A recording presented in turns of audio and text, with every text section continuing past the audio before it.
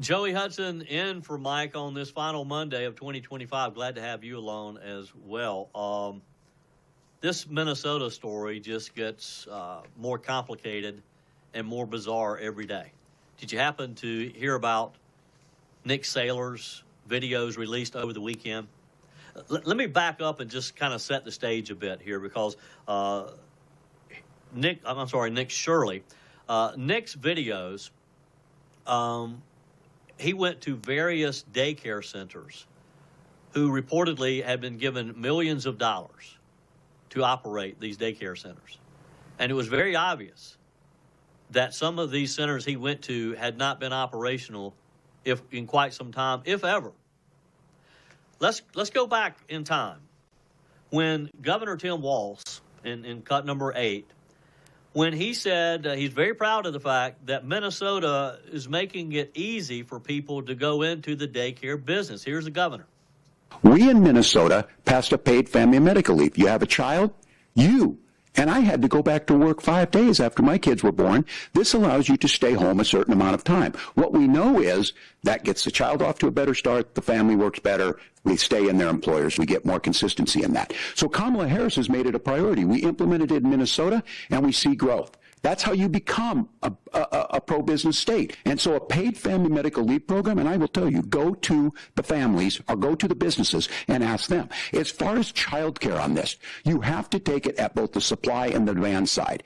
You can't expect the most important people in our lives to take either our children or our parents to get paid the least amount of money. And we have to make it easier for folks to be able to get into that business and then to make sure that folks are able to pay for that. We were able to do it in Minnesota, and I'm still telling you this. We were listed as the best state. We're still in crisis on this. A federal program of paid family medical leave and help with this will enhance our workforce, enhance our families, and make it easier to have the children that you want. Now, that was Governor Walz during the vice presidential debate with J.D. Vance during the campaign last year. Very proud of the fact that Minnesota had made it so easy for people to go into the daycare business. Let's fast forward. Over the weekend, Nick Shirley has done his own investigative reporting. In cut number 2, he talks about, and he was asked, well, how did this happen? And Nick Shirley says that it was so obvious of how this fraud could be carried out that even a kindergartner could do it. Here's Nick Shirley. How much investigating did you actually have to do to find these centers, some of them that have misspelled signs? Did you just find them easily, or how did you go about this? Because it's amazing to me that nobody else besides you saw a problem here when they can't even spell on the side of a learning center, Nick? Yeah, it's a great question, and I have to give props to the man by the name of David who helped me in this investigation. He's been doing research for years trying to expose this fraud, and nobody has given him the time of day to even talk about this. So with his help and my own investigation, I've known about the fraud taking place for a long time. Minnesotans have been telling me for a long time about the Somali fraud that is taking place. And with his help, we were able to crack over $110 million in fraud in one day. And that's just the tip. When people say it's the tip of the iceberg, it really is, because there's billions of fraud inside the state of Minnesota right now. Nick, kind of on that topic, you said that, I believe you just said his name was David, has been researching this for years. In your experience, or in your opinion, just spending the day you spent out there tracking this down, is there any way that this hasn't reached the governor of Minnesota, Tim Walz? I mean, take aside ongoing litigation or what have you, but is there any way that he could claim ignorance on this, just in your experience over this investigation? Oh, it's so obvious. If you're living in Minnesota, you have to raise your eyebrows and think, what's going on? Literally, if you drive around Minnesota, around Minneapolis, you'll see daycare centers, autism centers. You will then see transportation companies that have snow piled up as if they haven't moved in months.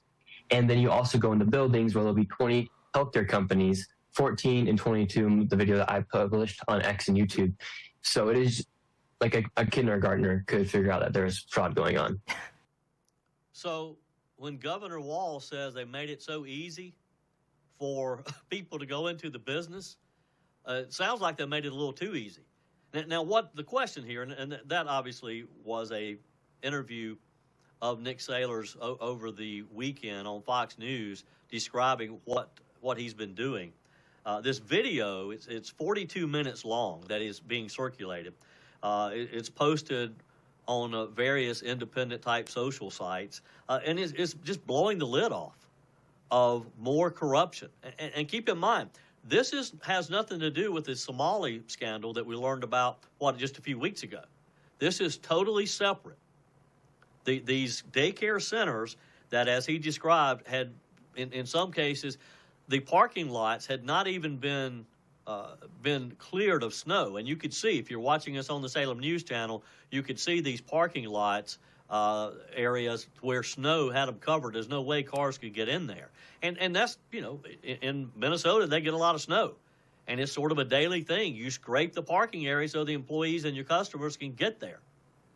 But these buildings obviously had no traffic, and they've been getting millions and millions of dollars to operate these daycare centers. And Tim Walz wants to brag about what a great job they've done. The governor needs to do an investigation. Now, he claims, since this is broken over the weekend, he claims that he has some independent investigators looking into it. Oh, the other thing you need to know, one of the centers that Nick had, and you can see this in his video, the sign on the door was even misspelled. It said quality rather than learning center. They had misspelled it. They didn't have the N in there. It's quality learning center. I mean, these people expect parents to drop their kids off to be taught, and they can't even spell. They couldn't even do a spell check.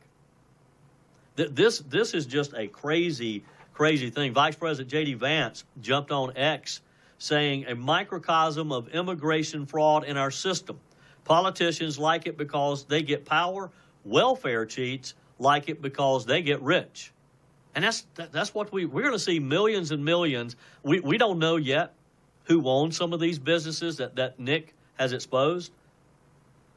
But I guarantee you they're going to have some type of political connection to have been part of this. New York Republican Congressman Mike Lawler said that Walz needs to be held accountable, calling for an immediate congressional hearing. Elon Musk weighed in as well. When Elon talks these days, it moves fast. He blamed the radical left for using government programs as a mechanism to import and retain dependable voting blocks, meaning, the Democrats, hey, we'll pay you. We'll send you some money. You can start this business. We just want you to remember where you got this, where it came from. These are your dues of playing the game. Do you think Tim Walz needs to be held accountable for this? Do you believe he will be held accountable? Many of you are writing me text on the My Fellow text line. Texter, hey, Joey, Brent from Twin Cities here. Absolutely no one of importance will be held responsible in Minnesota. Texter says, I wonder if you can find out if the fire department has done any inspections on the building for fire codes, because that's illegal in its own. And if the fire department has not been out to the daycare to make sure they're abiding by the codes, then they're all in this together. Texter says, I'm tired of congressional hearings. Walz needs to go straight to prison while he waits before a judge. So, interesting point here. Saw on X, Matt Van Swall says, here's a list of news outlets who have not, in all caps, covered Nick Shirley's fraud story. Now, this is from X, and Matt Van Swall, don't know when he posted this yesterday, I guess. New York Times, CNN, Washington Post, MSNBC, NPR, USA Today, Reuters, Axios, and he goes on to name a few others, PBS. Some of the likely suspects. But look, I don't think they can ignore it. I think eventually they have to cover it because it's become such a big story. 800-655-6453. Let's go to Scott, who is in Illinois. Welcome, Scott. You're on the Mike Gallagher Show. Hey, Joey, you're doing a great job. Hope you had a wonderful Christmas. I did, Scott. Hope you did, too, and Happy New Year to you. Thanks, you too. So I wanted to kind of call and let you know about something, and hopefully you can get a hold of Nick Shirley and let him know about it. In Chicago, I used to be a firefighter, so, you kind of get to find out all kinds of fun things. Yep. But we had something that I found out about, and I'm still amazed to this day that nobody's done anything. They load people up in buses every month and ship them up to Minnesota to pick up their welfare checks from here in Chicago.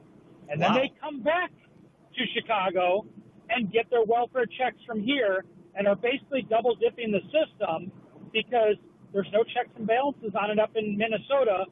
And I had somebody telling me about it and laughing, thinking how funny it was that they're double dipping. And I said, you guys should be in jail for doing that. And they said, well, nobody's stopping us.